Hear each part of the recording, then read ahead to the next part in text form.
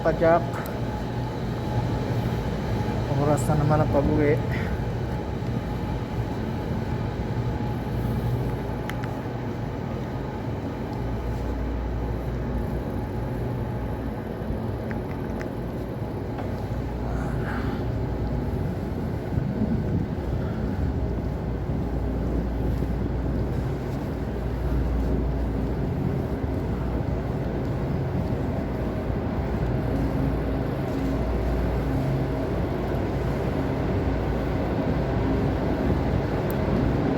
Pag ganitong oras guys, halos walang sasakyan, wala na rin tao sa daanan.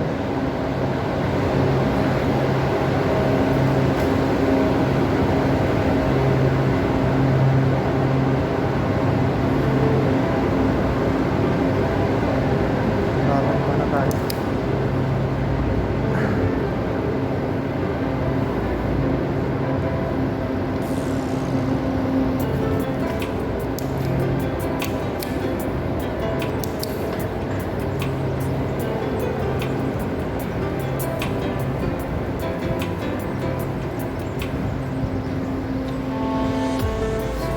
Uy, buya na. Gising na. Panggabi ka? Yan na. Ngayon lang. Right, itritin.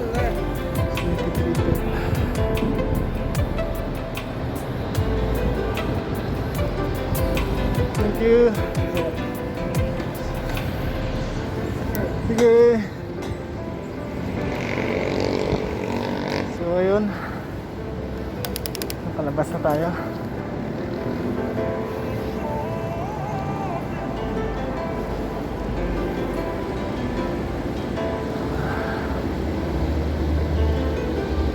Mag-Uber Tabacon tayo guys. Uber Tabacon.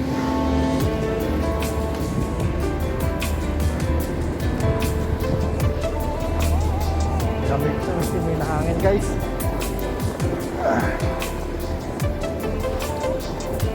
Buksan na natin ang ilaw natin. Ang mahiwagang ilaw.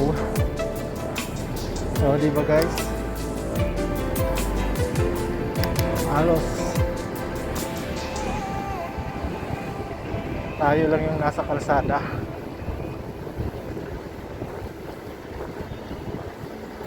So ngayon nga pala guys,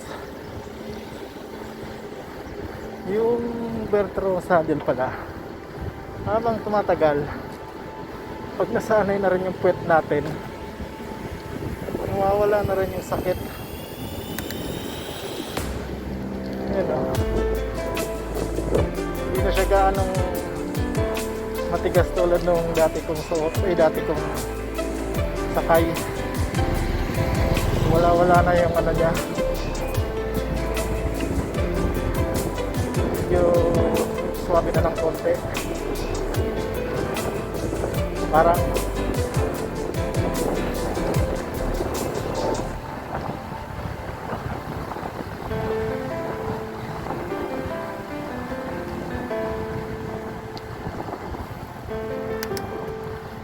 virgin pa yata yung una kong gamit.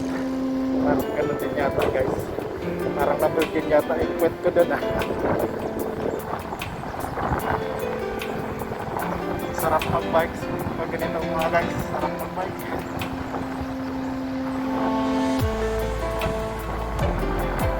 Alas walang sasakyan. So patapos na rin yung Toto 11 duty. So hapon tayo guys. Tagal pa naman to.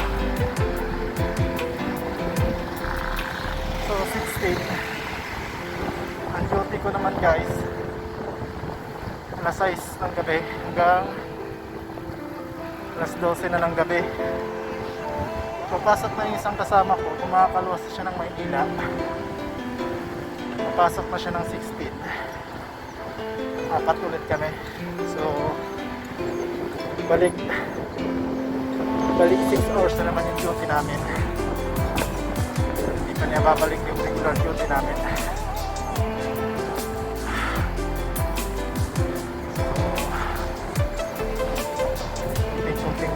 kailangan ulit kasi 6 na oras lang yung duty.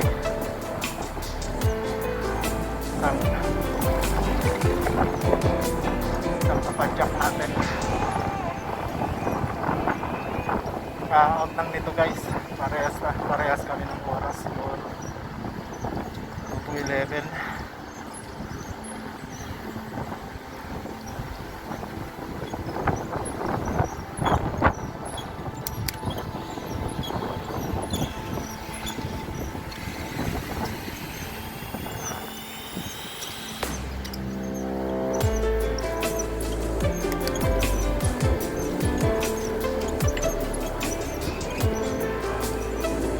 Pala guys, yung mga sa Urban Riders, shoutout pala sa inyo. Isa admin, si Ma'am De Los Santos, shoutout sa iyo ma'am, at sa buong Uragon TV Riders. Sige tayong kakanan dito guys. Yun. Guys, so may checkpoint dito guys. Halos ano na to para lang yata sa mga nakamotor. Hinahanapan na.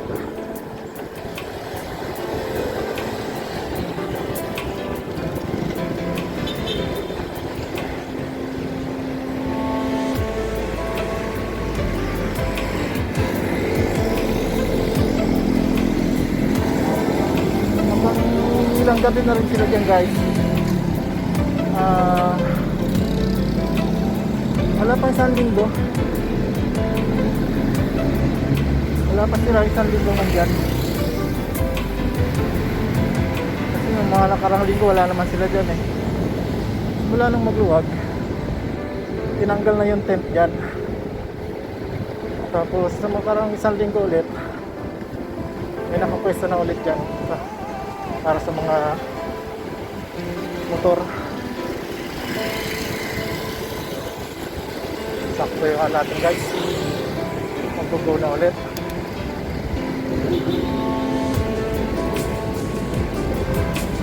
Pasok tayo guys dito.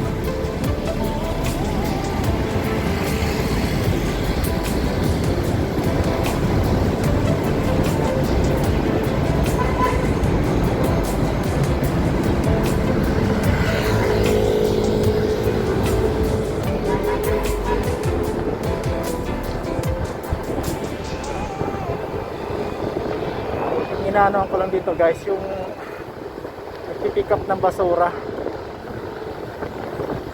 Yung iniiwasan ko talaga rito pag ganitong oras ako umuwi. Kasi nga yung mga natitirang bubog nga sa kalsada, halos hindi nila nakikita at hindi na rin nila dinadampot. Syempre alam mo naman yung nagpipick up ng basura, halos wala silang lahat. Kaya delikado rin para sa kanila. Kaya may iwan. Tulad dito guys Kaya dahan-dahan ako sa mga ganito. Kasi nga yung natirang baka may bubog, madali liot yung gulong natin. Sayang naman, mawawarak naman yung gulong natin tulad ng sa isang gulong ko. Pero guys, tumagal din yun guys kasi tinahi ko yun, hindi naman siya bumuka.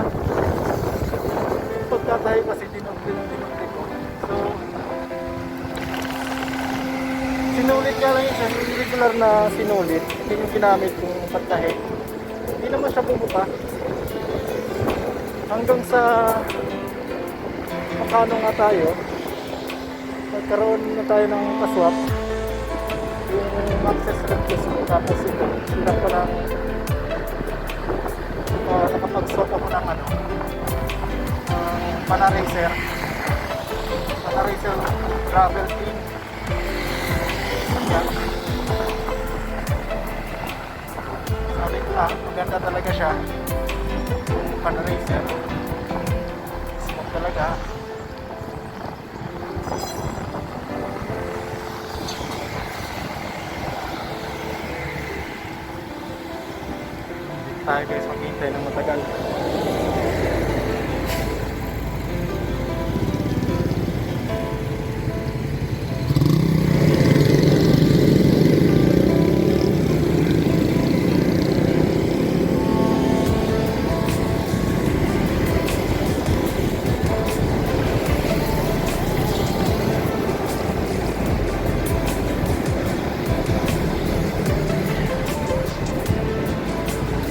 kagabi halos wala talagang sasakyan guys eh. Hindi tulad niya medyo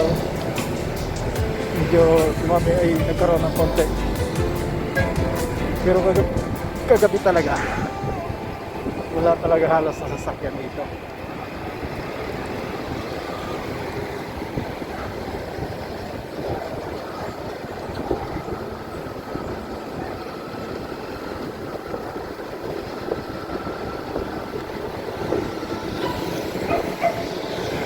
Saka yun pala guys, diba nagpalit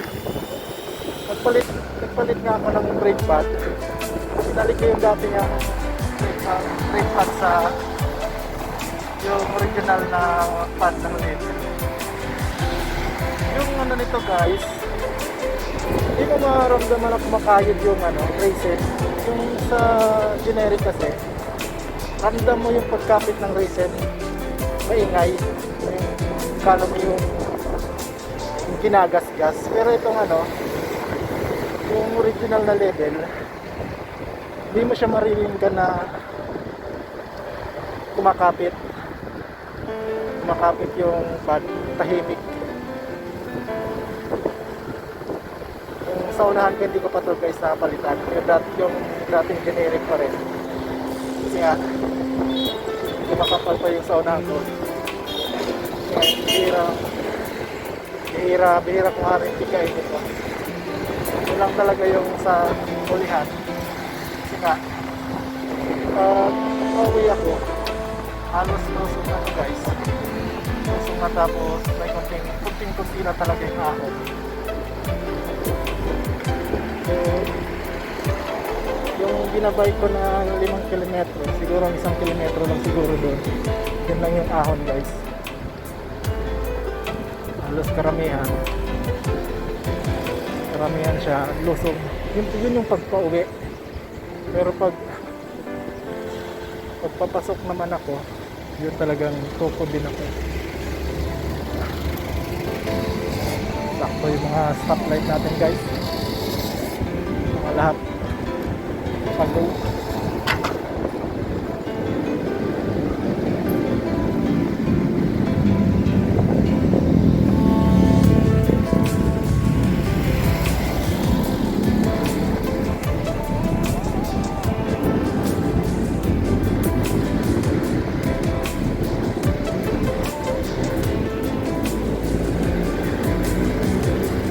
Traffic nga pala tayo dito guys ng konti.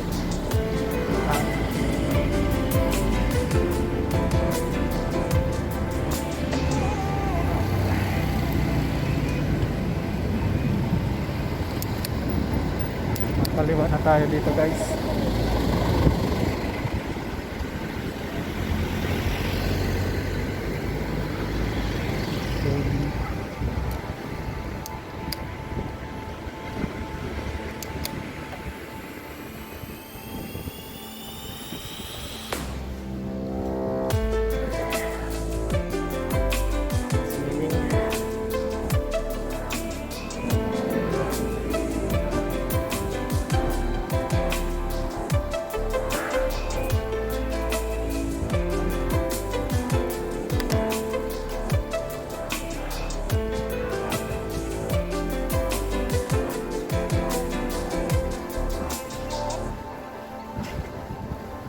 Pero plano ko guys, balutan ko ng leather. Natin i-DIY natin kung anong magiging itsura. Order tayo ng leather.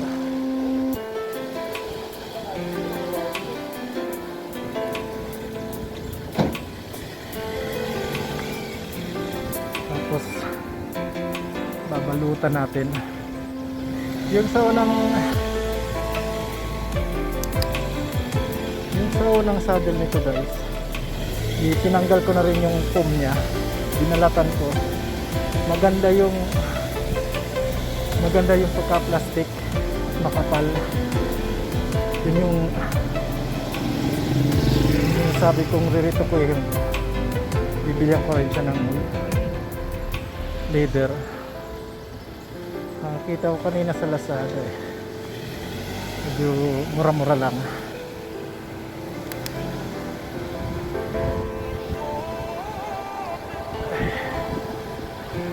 So bukas, alas 2 na naman tayo guys. Suungan naman tayo sa init. Grabe yung init. Kalimutan ko na naman yung shade ko. Grabe yung init sa pagpasok. Kasi guys, umalis ako sa bahay ng eh. Bago mag-alauna, inaagahan ko talaga siya. Kaya hindi ko siya sinasagad yung padyak ko. Dahan-dahan lang. Kasi nga sobrang init nga. Nakaka-dehydrate yung init. Kaya dahan-dahan lang ako sa pagpadyak pag pumapasok. Malapit na naman tayo guys.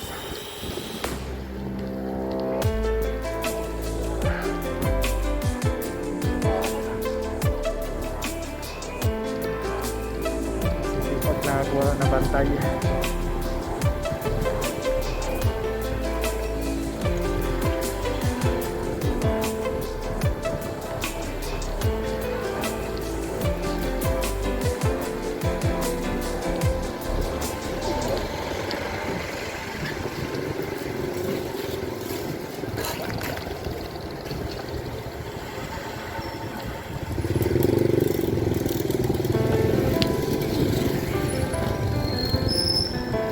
Kanan na tayo ng guys.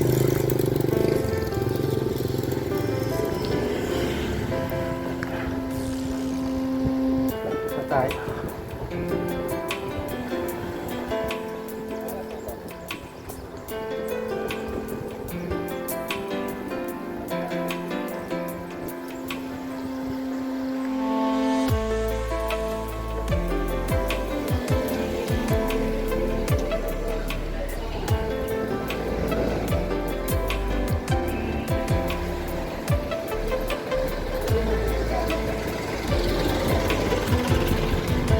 Okay, mga nangyari doon. Mga na-curfew. Mga na-curfew siguro guys. Kasi alas 11 na eh. Mga taga rito lang din yun guys. Ayan.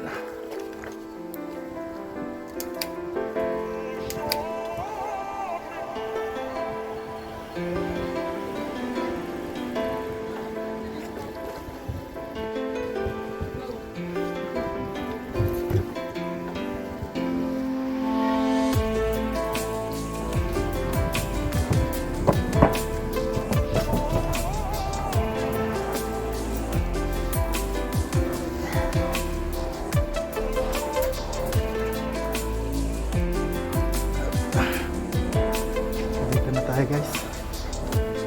So